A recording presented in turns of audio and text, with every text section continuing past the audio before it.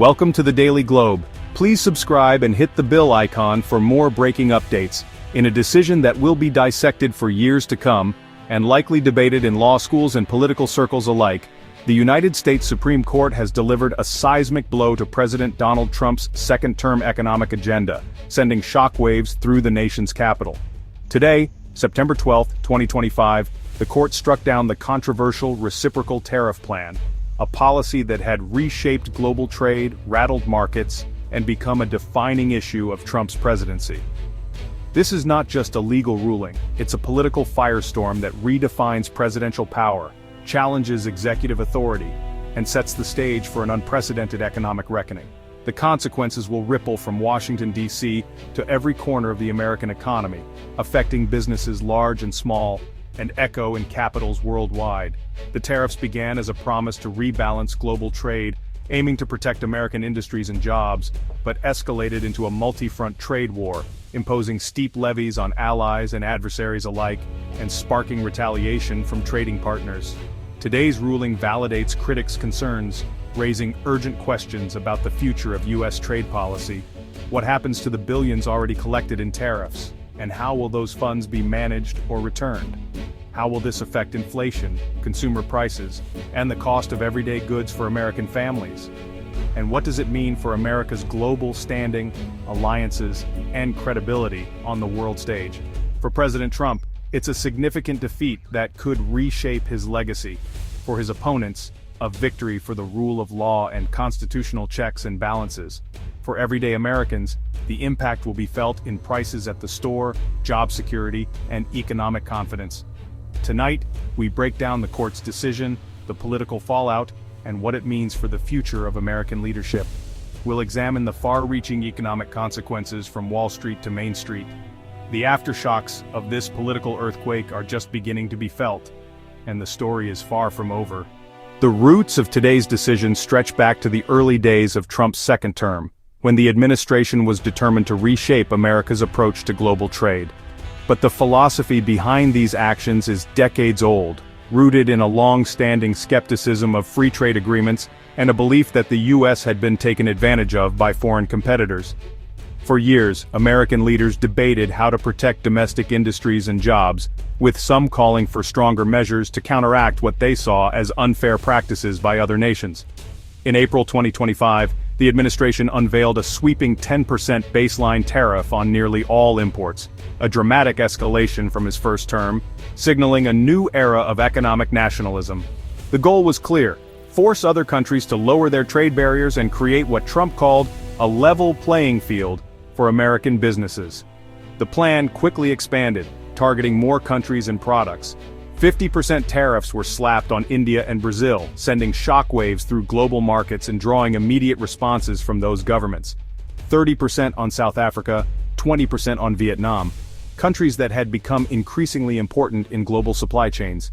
Even key U.S. allies like Japan and South Korea faced new duties, straining diplomatic ties and raising concerns among American partners.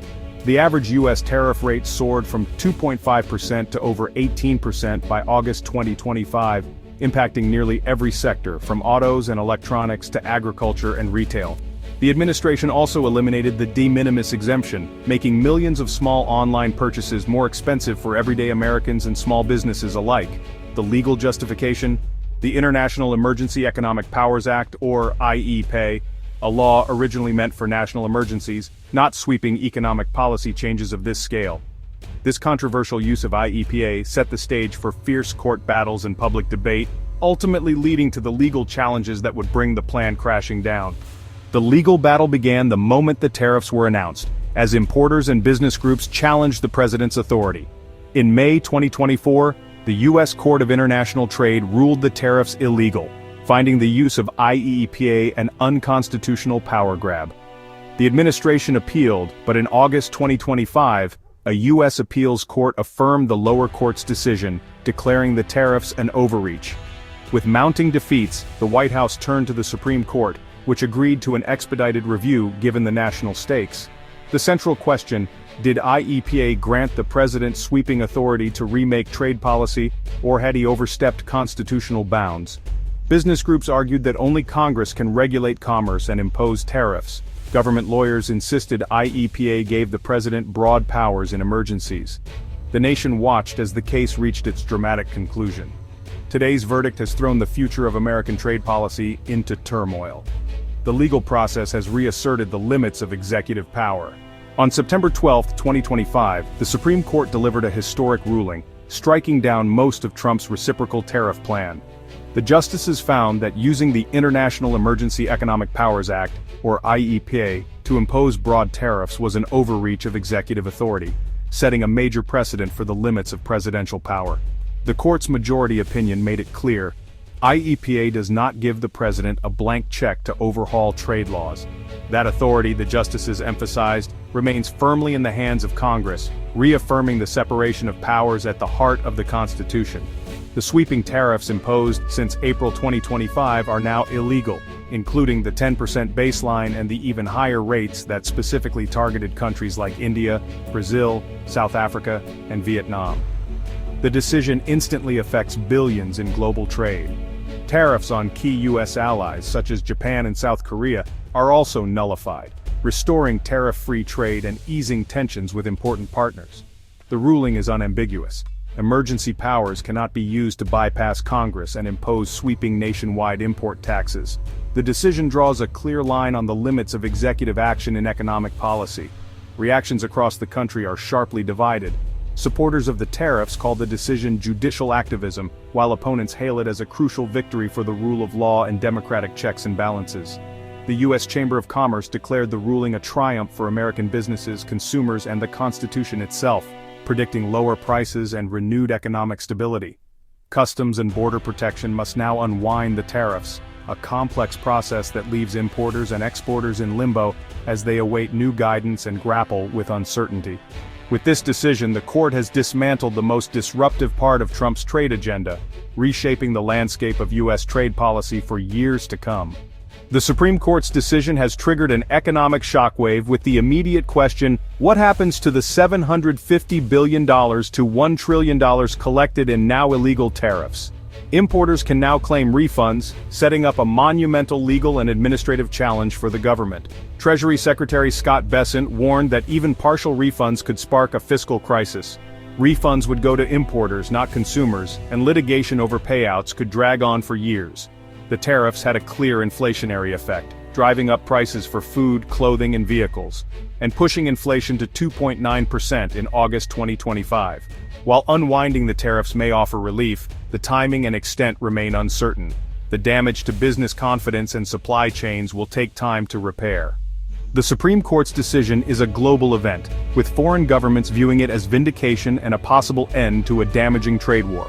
Countries like Japan and the EU had negotiated deals to lower tariffs, but those agreements are now moot, raising questions about future investments. Mexico and others may reconsider their own retaliatory tariffs. The diplomatic landscape of global trade has been redrawn in a single day. Vietnam, Canada, and China all felt the impact, some with falling exports, others with rising unemployment. For international businesses, the ruling offers hope after months of turmoil. The key question: will this moment rebuild a stable trading system, or spark new trade battles? To understand the implications, we turn to experts in law, economics, and industry. Legal scholars say the Supreme Court has reaffirmed Congress's authority over trade, setting a clear limit on presidential power. Economists like Joe Brusuelas link the tariffs to rising costs for American families and expect their removal to help ease inflation, though not immediately. Industry leaders express relief but note the damage. Billions spent on compliance, strained supplier relationships, and delayed investments. The focus now shifts from crisis management to recovery. Some experts believe the ruling will push the U.S. back toward multilateral trade policy. Others fear it could provoke new protectionist strategies. All agree the status quo is shattered. The Supreme Court's decision hasn't ended the trade debate. It's opened a new chapter. The nation must now navigate an uncertain future. The Trump tariffs were felt most acutely by ordinary Americans, raising the cost of living and straining household budgets. Higher import taxes meant higher prices for groceries, clothing, electronics, and more, hitting lower and middle-income families hardest. A Yale study warned the tariffs could push nearly 1 million Americans, including 375,000 children, into poverty by 2026. For many, the trade war was a direct threat to economic security. American manufacturers, reliant on imported materials, faced higher costs and squeezed margins, making it harder to compete and retain workers. The uncertainty also chilled hiring and investment, as businesses hesitated to expand or commit to new projects. While the policy aimed to protect American industry, it often created instability and risk. The unwinding of tariffs may restore some confidence, but the lost opportunities and anxiety are a lasting cost. The human impact of this trade war is profound and enduring. Today's Supreme Court decision is a defining moment for the American Republic, reaffirming the separation of powers and Congress's authority over trade. The ruling ends a period of unprecedented disruption and offers a chance to repair relationships with key allies. The immediate challenge, managing the chaos of potentially refunding nearly $1 trillion in duties. Longer term, America must forge a new consensus on trade, balancing fair competition with global engagement. For Americans, the decision promises relief from inflation and a more stable business environment. Yet, the debate over how to compete globally and support workers is far from over. The ruling clarifies the constitutional framework for future trade policy. As the nation and world process this historic verdict, the conversation is just beginning. What are your thoughts on this landmark decision and the future of American trade? The debate is now open.